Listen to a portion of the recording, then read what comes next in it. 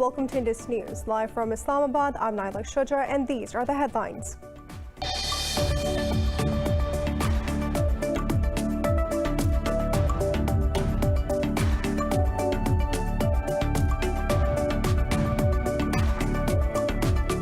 In Afghanistan, at least 5 people have been killed in 2 separate bomb blasts that targeted vans in Kabul. Meanwhile, the Taliban killed 20 Afghan soldiers during clashes in central KOREA province. The group also claimed to have seized 2 districts, the Baghis and Balkh.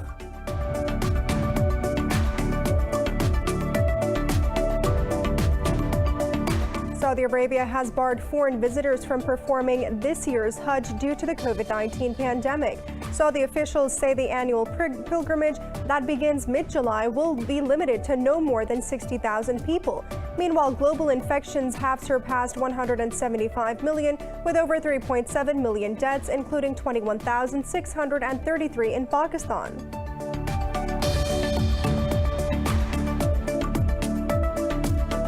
Pakistan's Prime Minister Imran Khan has called on the world leaders to crack down on online hate and Islamophobia. In an interview with CBC, Khan said he has raised the issue with his Canadian counterpart Justin Trudeau, who understands the importance of fighting online hate. However, he said the problem is that some international leaders do not understand this phenomenon.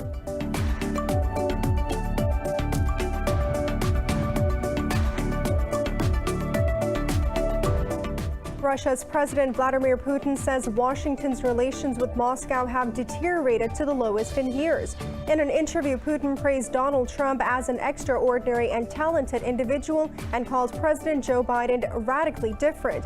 Putin's comments come ahead of his meeting with Biden on the 16th of June in Geneva.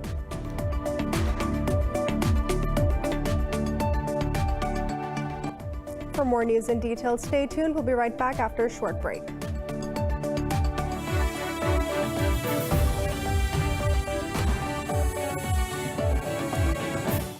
Welcome back. In Afghanistan, at least 5 people have been killed in 2 separate bomb blasts that targeted vans in Kabul.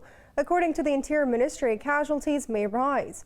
It's not immediately clear who is behind the bombings. The explosions took place in the same area where attacks on buses earlier this month killed 12 civilians. Meanwhile, the Taliban killed 20 Afghan soldiers during clashes in central KOREA province. The group also claimed to have seized 2 districts in Baghis and Balkh. Violence in Afghanistan has also surged as the withdrawal of U.S. and NATO troops continue.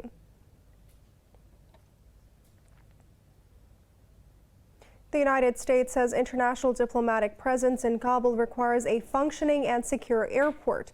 The State Department's statement comes after the Taliban rejected a Turkish proposal to guard and run Kabul's airport. A State Department spokesperson said a safe airport will benefit Afghan travelers and the economy. Meanwhile, American senators have introduced legislation to improve the Afghan special immigrant visa. The move aims to ensure that Afghan interpreters and others who help the United States are protected after the pullout. The bill will expand the number of authorized visas by 20,000 and revise eligibility requirements. Saudi Arabia has barred foreign visitors from performing this year's Hajj due to the COVID-19 pandemic. Saudi officials say the annual pilgrimage that begins mid-July will be limited to no more than 60,000 people. According to the Hajj and Umrah Ministry, those taking part must be vaccinated as well. This will be the 2nd year in a row that the kingdom hosts has downscaled Hajj. Before the pandemic and forced social distancing globally, some 2.5 million pilgrims used to visit Mecca and Medina. Pakistan's Prime Minister Imran Khan has called on the world leaders to crack down on online hate and Islamophobia. In an interview with CBC, Khan said the killing of 4 Muslims in Ontario has shocked everyone in Pakistan. Imran Khan expressed concern over Quebec's Bill 21, calling it a form of secular extremism that leads to intolerance against Muslims. Khan said he raised the issue with his Canadian counterpart Justin Trudeau and said that he understands the importance of fighting Islamophobia. But he said some Western leaders have not yet made the same commitment as they lack the understanding.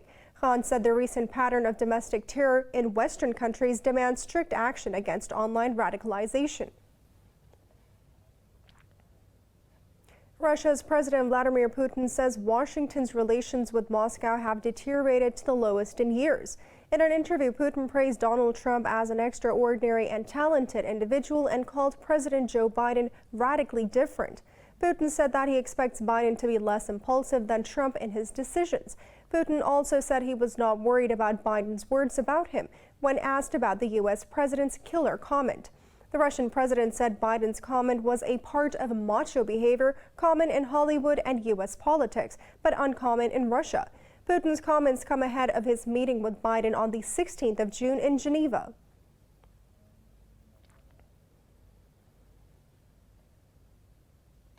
The United States has announced $150 million in military aid to the Ukraine. This comes in addition to the $125 million that the Pentagon announced on the 1st of March. The aid will include counter-artillery radar, electronic warfare equipment, counter-drone technology, and medical equipment. The Pentagon said the assistance aims to enhance the lethal command and control of Ukraine's forces. The United States will also provide training and equipment to improve the operational capacity of Ukrainian air bases. Meanwhile, 5 soldiers of Russia-backed Luhansk People's Republic and 1 Ukrainian soldier were killed in a shelling at the eastern border. In Vienna, the talks between Iran and the world powers on the revival of the 2015 nuclear deal are set to resume today. In a statement, Iran's top nuclear negotiator Abbas Araghchi said the participants are expected to continue consultations to ensure full and effective implementation of the deal. Meanwhile, Iran's foreign ministry spokesperson said U.S. removal of sanctions on 3 former Iranian officials was not a sign of goodwill. Saeed Khatibzadeh said selective U.S. delisting is not related to the nuclear accord talks, especially when coupled with renewed sanctions. He called on Washington to effectively and verifiably remove sanctions, reiterating one of Iran's main demands in the Vienna talks. Iran has regained voting rights in the UN General Assembly after Washington enabled Tehran to use its funds frozen in South Korean banks. Iran, with a few other nations, lost its voting rights at the Assembly over the non-payment of some 65 million dues to the UN operating budget. UN spokesperson Farhan Haq said that Iran has now paid the minimum amount of some $16 million needed to regain its vote. Meanwhile, Iran's UN ambassador Majid Takhtravanchi said that illegal U.S. sanctions prevented Iran from paying the dues.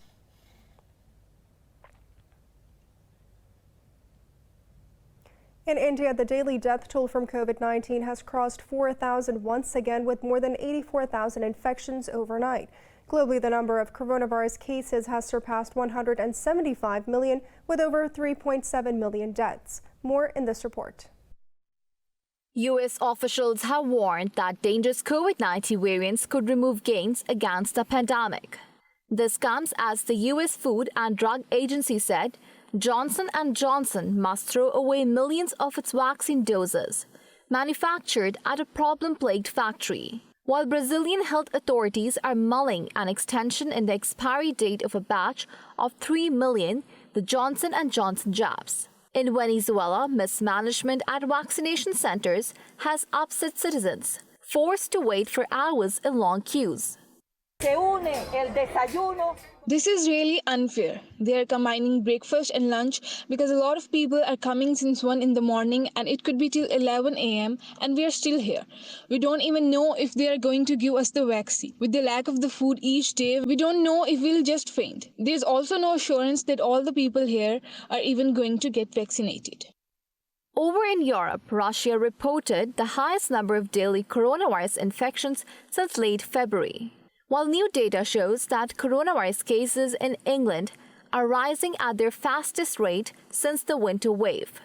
This comes as a U.S. agency raised significant concerns about rapid COVID-19 tests on which the UK based its multi-billion-dollar mass testing program. In a scathing review, the agency suggested that the tests should be thrown in the bin.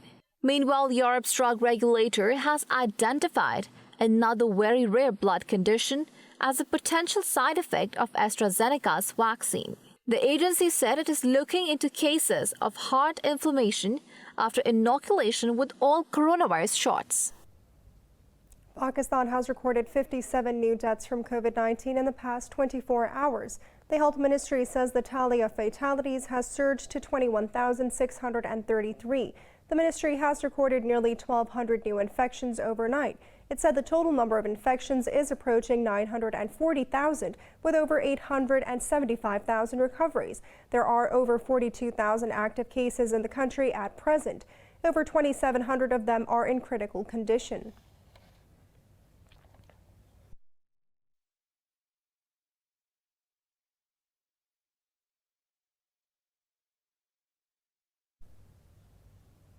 Jordanian Army Chief has lauded the professionalism and sacrifices of Pakistan's army in fight against terrorism. The development comes as Pakistan's Chairman Joint Chiefs of Staff Committee, General Nadeem Raza, called on Major General Yusuf Ahmed al-Hanati in Jordan. During the meeting, the dignitaries deliberated upon security, defense cooperation, and prevailing regional environment. Both sides dilated upon measures to enhance the level and scope of military engagements.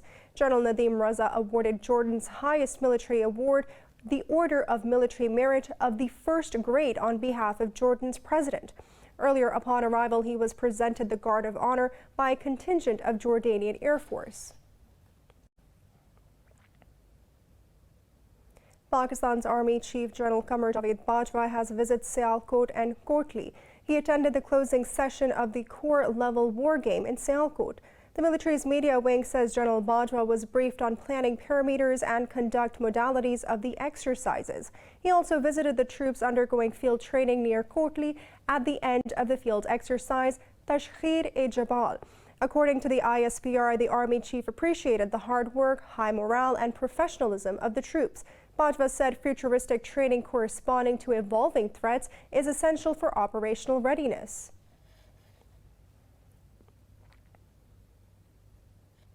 In the Indian-occupied Jammu and Kashmir, 2 civilians and 2 policemen were killed as unknown gunmen attacked a checkpoint in Sopur town of Baramulla district. According to local media, at least 7 persons were injured in the attack, including 4 policemen.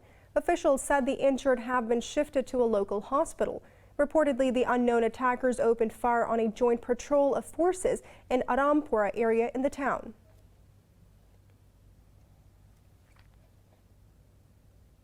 In India, protest by the farmers against the centre's new farm laws has entered its 198th day.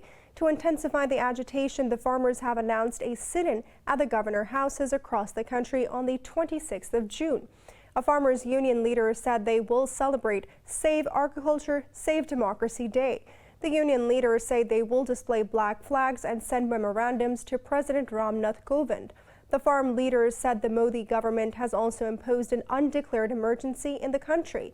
Farmers have been protesting at various borders in New Delhi since November 26 last year, despite over 200 deaths.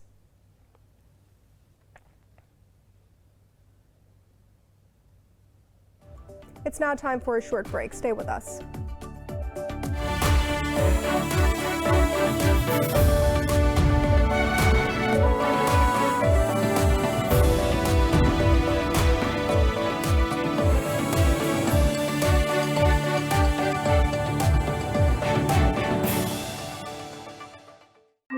Welcome back.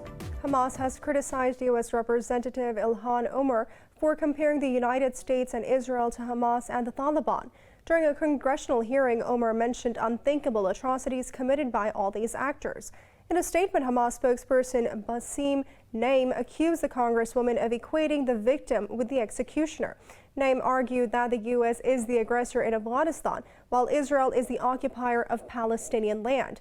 He said Hamas has the legitimate and inherent right to resist the Israeli occupation by all available means. Omar's remarks also drew outrage from U.S. lawmakers, with 12 demanding clarification of her words.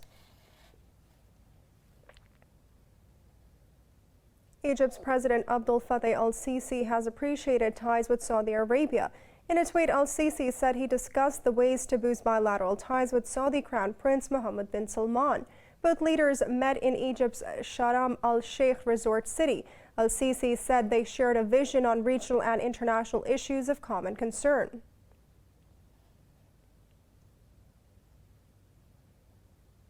In In the United States, at least 13 people have been wounded, with 2 critical after a shooting in downtown Austin.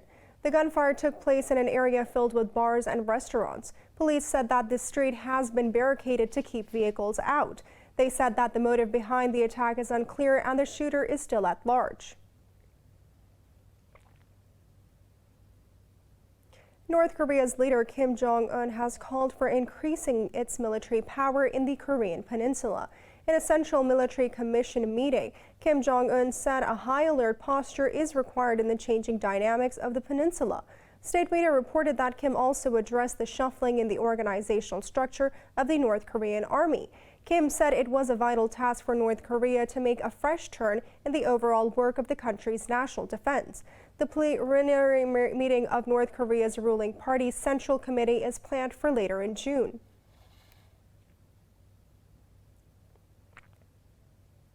In central Somalia, at least 10 Al-Shabaab militants have been killed in an operation in the Hiran region. In a statement, the Somali National Army said several militants were injured in the operation. The military said the injured managed to escape and there are no casualties on the army's side. The Somali army is conducting a 2-week operation against Al-Qaeda-linked Al-Shabaab fighters in the region. It has reportedly killed more than 130 terrorists and liberated 6 villages so far. The G7 leaders have discussed multiple issues, including climate change, global vaccination program, and the global tax reform. They are set to agree on a joint declaration aimed at preventing another pandemic. More in this report. The leaders from the group of 7 rich countries have gathered in Cornwall, UK, for their first in-person talks in nearly 2 years. The agenda of the summit on the second day broadens to foreign policy issues and climate change. The White House said the G7 leaders will endorse the proposed 15% global minimum corporate tax in the summit. National Security Advisor Jake Sullivan said that the reform will make the wealthy firms pay their fair share so they can invest in their middle class at home. Moreover, UN Secretary General Antonio Guterres called for the staunch commitment of the G7 for the Paris Agreement and climate change. Guterres also said that the world was at war with the virus and the only response is a global vaccination program that the G7 should ensure. Response to the requirements of the developing world in relation to finance in line with the commitments made in the Paris Agreement and a stronger emphasis on adaptation are 3 priorities in which I would like to see the G7 countries fully committed. The leaders are expected to pledge to donate 1 billion doses of coronavirus vaccine to poor states. In his opening address, Boris Johnson urged fellow leaders to tackle inequality as the world recovers from the pandemic and curb climate change. But campaigners say the vaccine pledges far too little and too late to end the pandemic that has claimed over 3.7 million lives worldwide. Moreover, Prince Charles demanded the G7 leaders to tackle climate change as they are trying to tackle the pandemic. Charles said climate change and biodiversity loss represent a borderless crisis, the solutions to which have been argued about and postponed for far too long. The global health emergency has shown us what a truly borderless crisis looks like. And of course, we did not fully see COVID coming, yet climate change and biodiversity loss represent a borderless crisis, the solutions to which have been argued about and postponed for far too long. Queen Elizabeth caused G7 leaders to break out into laughter after she cracked a joke as supposed for a family photo. The Queen also insisted on cutting a cake with a ceremonial sword on the sidelines of the summit, an event that came as a treat to the G7 leaders. Algerians are heading to the polls today to vote in legislative elections. The polls come earlier than planned after President Abdelmajid Tebboune dissolved the parliament in February. This report has more. Algeria's president and the generals are hoping the elections will mark an end to 2 years of upheaval. But in the capital's steep, winding streets, few people seemed enthused. Supporters of the leaderless Iraq protest movement have also vowed to boycott the vote. I have never voted and I won't vote. We will gain nothing. They can do whatever they want. The country is theirs. This country will never change, whether you vote or not. We will change nothing, and the ones coming after us won't be able to change anything either. Authorities have arrested 2 prominent journalists and a well-known opposition figure. Amnesty condemned the trial's arrests, saying they were likely made as retribution for their links to the Iraq protest movement. With the Iraq movement out of the picture, it leaves the way clear for other parties. Islamic parties to gain a majority and secure a role in Tebboun's next government. Hafsa, a supporter of the Harakat al-Bina party, says if people don't go out and vote, they shouldn't complain about the problems of the state. Those who do not vote are considered negative and then say why Algeria is not progressing. Why isn't the parliament or the president working? Well, if you do not contribute to building the state, the government, and in choosing who become parliamentarians, prime minister and president, then you really cannot criticize the government. The new government and parliament will face many challenges after years of failing to diversify the economy away from its reliance on oil. Foreign currency reserves have fallen by 80% since 2013, pushing state finances towards disaster. The UN General Assembly has elected Albania, Brazil, Gabon, Ghana, and the UAE to the Security Council. The 2-year term begins on the 1st of January 2022. All 5 countries ran unopposed for a spot on the 10-member non-permanent part of the Council. They will replace Estonia, Niger, St. Vincent and the Grenadines, Tunisia, and Vietnam. To ensure geographical representation, seats are allocated to regional groups. But even if candidates are running unopposed in their group, they still need to win 2/3 of the vote. The United Nations has accused Eritrean forces of deliberately starving people in the war-torn Tigray region of northern Ethiopia. In an interview, UN's top humanitarian official, Mark Lowcock, accused Eritrean troops of using food as a weapon of war. He said Eritrean and local fighters are blocking supplies to more than 1 million people. Earlier, UN agencies warned that more than 350,000 Tigrayans are living in famine conditions. Meanwhile, the United States has voiced concerns about the environment in which the elections in Ethiopia will be held on the 21st of June. Washington has urged the politicians and other community leaders to denounce violence.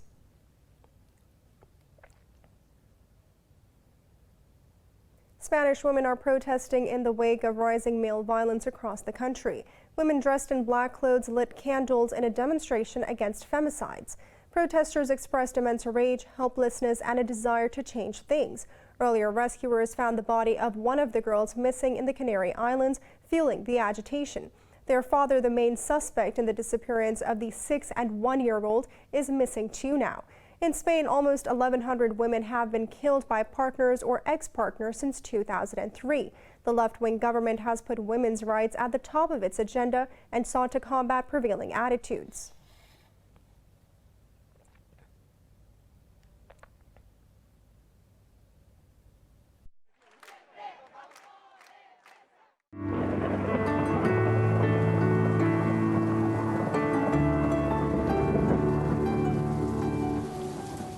It's now time to take a look at the weather updates from around the world.